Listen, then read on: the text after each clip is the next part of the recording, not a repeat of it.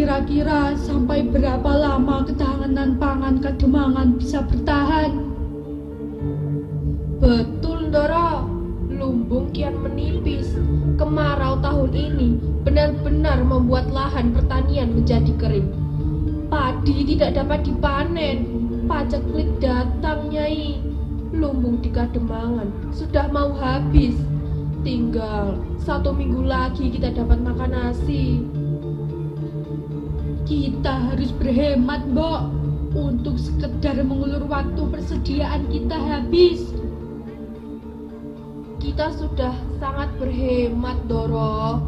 Para abdi dalam hanya makan sehari sekali dan banyak yang melakukan puasa untuk menguatkan laku spiritual sekaligus untuk menghemat makanan, Doro. Sudah sedemikian menipiskah persediaan makanan kita? Betul, Doro.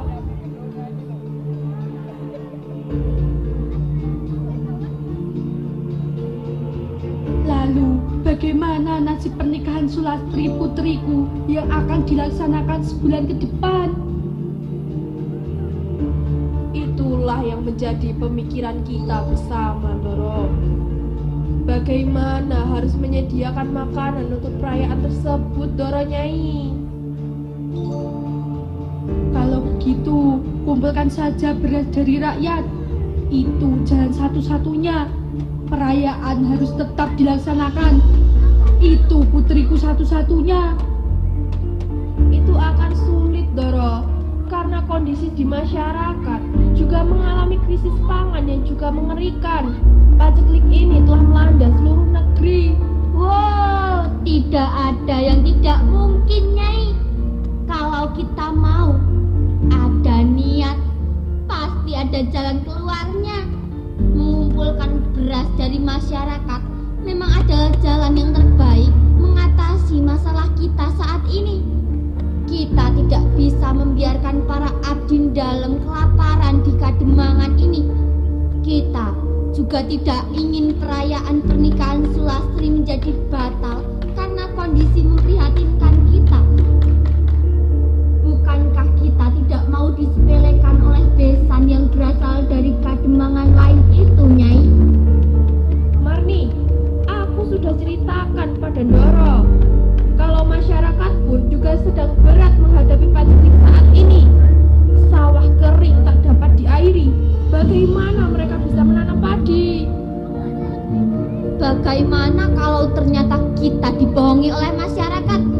Bagaimana mereka bisa bertahan hidup kalau tanpa makanan? Mereka terbiasa menghadapi kesulitan hidup dan selalu survive dan punya solusi. Aku yakin di lumbung-lumbung mereka masih menyimpan padi. Kita beli sebagian dari mereka. Pasti mereka mau untuk kepentingan Kademangan. Kamu jangan menjilat. Kita harus realistis dan mengungkap fakta yang sebenarnya. Seluruh tanah di negeri ini belum terbasahi oleh hujan selama lebih dari 6 bulan. Sumber mata air juga telah banyak yang kering. Hanya beberapa jenis tanaman saja yang bisa hidup. Coba dulu kita lihat, datangi langsung masyarakat. Kita akan tahu apa yang mereka makan.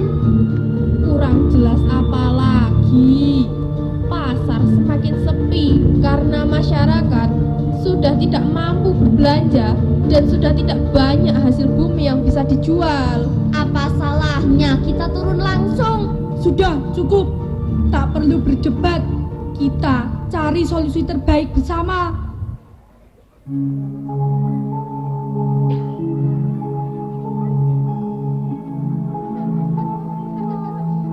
Kanjeng Ibu, Sulastri, anakku, ada apa, Bu?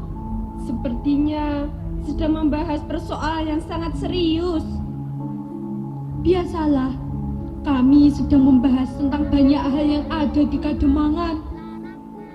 Apakah tentang perayaan pernikahanku, Bu?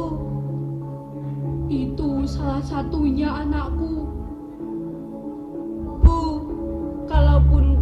tidak memungkinkan untuk menggelar sebuah perayaan, tidak perlu dipaksakan. Yang penting upacara adat dapat dilangsungkan. Tidak perlu perayaan yang bermewah-mewah. Atau kita undur saja rencana itu sampai pada saat suasana sudah membaik. Lastri, kamu tak perlu ikut memikirkan itu. Itu sudah menjadi tugas dan tanggung jawab orang tua. Upacara dan perayaan pernikahan tetap akan berlangsung dengan meriah di waktu yang ditentukan, karena sesuai ramalan Primbon, hari itu adalah hari baik bagi seorang anak Demang yang melangsungkan pernikahan. Jadi kita tetap harus tetap dengan rencana itu, Ndora Putri. Saya malah khawatir akan menimbulkan persoalan baru pada Kademangan. Ada hal yang lebih penting harus difikirkan di Kademangan ini karena paceklik yang melanda. Sulastri anakku, semua sudah dipersiapkan oleh ayahmu.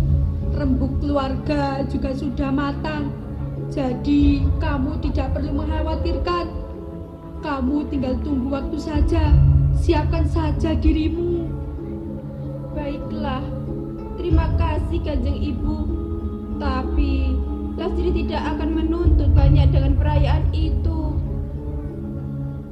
Namun apabila itu sudah menjadi kehendak keluarga, saya hanya nurut.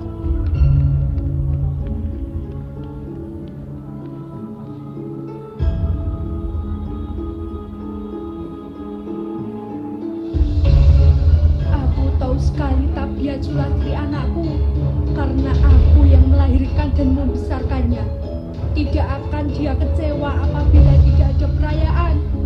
Dia selalu nerimo. Tapi aku juga tahu watak keras Kakang Demang, yang apabila sudah memiliki kemauan harus bisa dilaksanakan. Keinginan sudah bulat untuk membuat perayaan pernikahan bagi Laras. Sebagai istri Demang, aku harus bisa mewujudkan keinginan itu. Urusan dapur sudah menjadi tanggung jawab kita. Semua tahunya harus beres.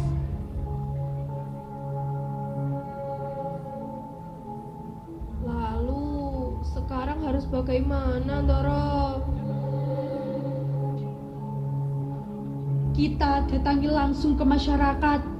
Siapa tahu memang ada yang bisa membantu kita dalam menyediakan beras. Seperti usulan saya, Tondoro. Sendika, Ndoro.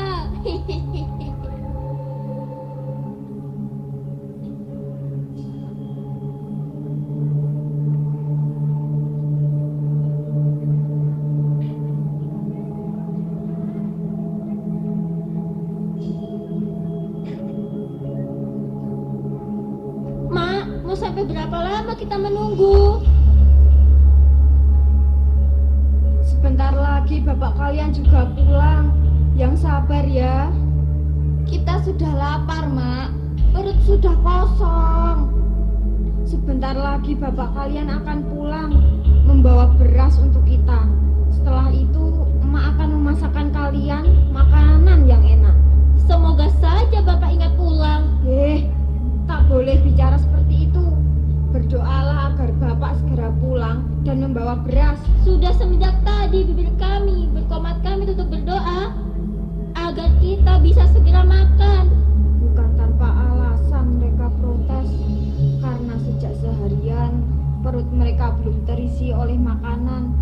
Sawah kami kering kerontang. Terpaksa suami harus menjadi buruh serabutan untuk sekedar mendapatkan beras, yang itu pun tidak setiap hari bisa membawa pulang. Kami harus mengatur perut kami agar bisa kuat menahan rasa lapar. Kalau bagiku tidak terlalu sulit karena sudah terbiasa susah sejak kecil. Namun kalau anak-anakku, aku paling tidak kuat kalau harus melihat mereka kelaparan. Mak,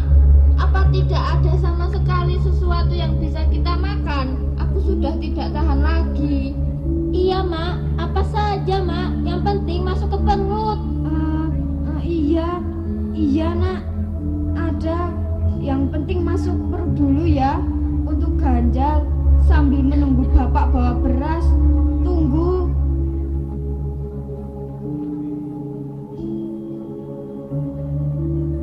Kenapa tidak dari tadi, Mak? Kenapa harus disimpan? Emak khawatir kalian marah lagi.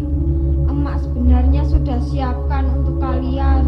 Tapi kalian menginginkan harus makan nasi hari ini. Jadi emak simpan saja makanan ini. Sekarang yang penting untuk ganjal perut. Ayo dimakan.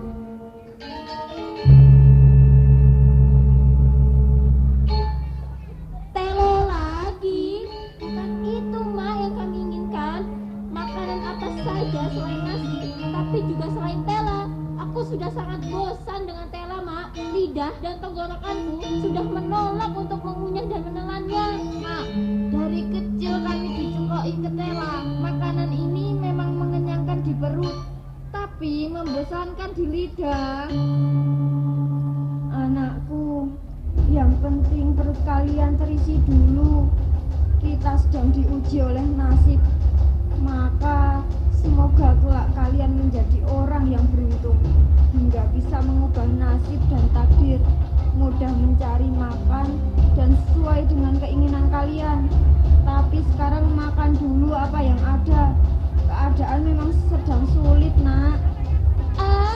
Daripada kita mati kelaparan, kita paksa makanan ini masuk ke perut. Syarat.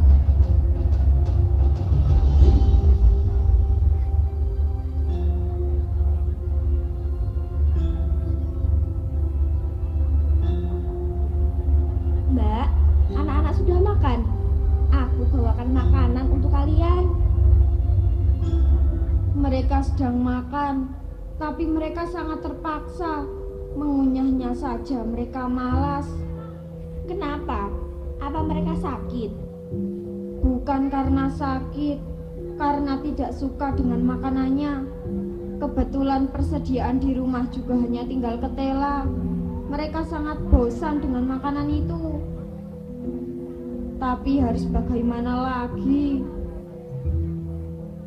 Aku juga tidak tahu bapaknya anak-anak akan pulang kapan. Itu pun belum menjamin pulang dengan membawa beras. Aku bawakan kalian ini, Mbak. Apa ini? Ketela juga, Mbak. Aduh, terima kasih kalau begitu. Sebaiknya kamu bawa pulang saja kembali, atau untuk tetangga lain yang barangkali juga membutuhkan. Daripada di sini juga tidak kemakan. Aku juga tidak yakin yang mereka makan sekarang ini bisa habis. Paling hanya cukup untuk ganjal perut menahan lapar. Tapi kalian belum mencobanya. Cobalah, ini sudah kuolah. Akan berbeda rasanya dengan bahan alaminya. Apa bedanya? Coba saja.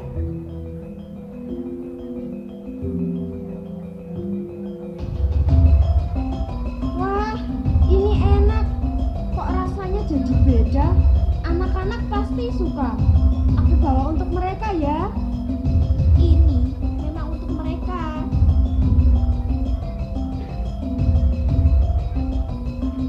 Anak-anak, apabila kalian sudah bosan dengan ketela itu, Mak Ija membawakan makanan ini untuk kalian. Cobalah. Apa itu, Mak? Apapun itu, yang penting bukan ketela. Kita sikat saja.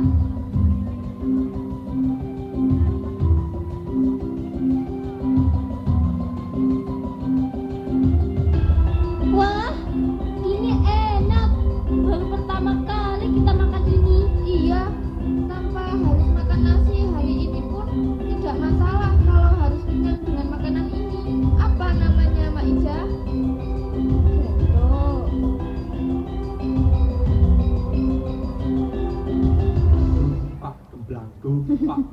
Padahal itu juga ketela, tapi mereka jadi suka.